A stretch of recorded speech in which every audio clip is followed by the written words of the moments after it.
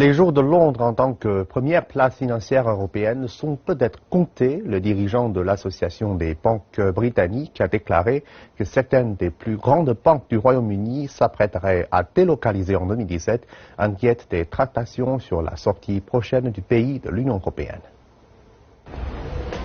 Les rumeurs de délocalisation allant bon train à Londres, le quartier de la Défense à Paris se prépare à devenir le premier centre financier européen. Partout à Paris et à Londres, on peut apercevoir des posters humoristiques incitant les entreprises britanniques à traverser la Manche. On y parle du célèbre fog anglais et du surnom donné par les Britanniques aux Français, les grenouilles. Bien sûr, nous l'avons fait avec humour parce que les Anglais et les Français ont ceci en commun, l'humour. Mais la Défense, c'est un endroit exceptionnel. D'abord, c'est le plus grand quartier d'affaires européen, plus grand que la City.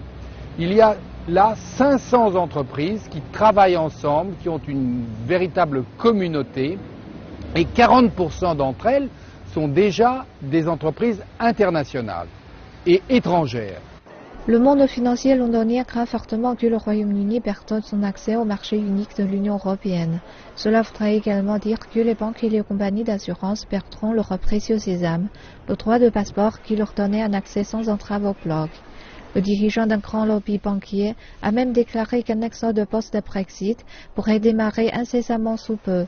Voilà pourquoi la France propose des remises d'impôts et ouvre toutes ses grandes portes pour faire de Paris la seule option logique de relocalisation.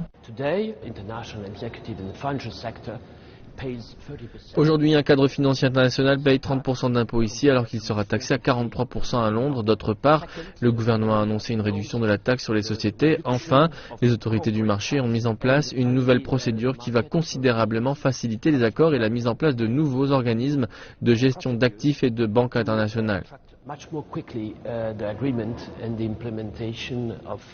Les agents immobiliers affirment qu'ils ont reçu des coups de téléphone de la part de clients intéressés pour relocaliser leurs employés.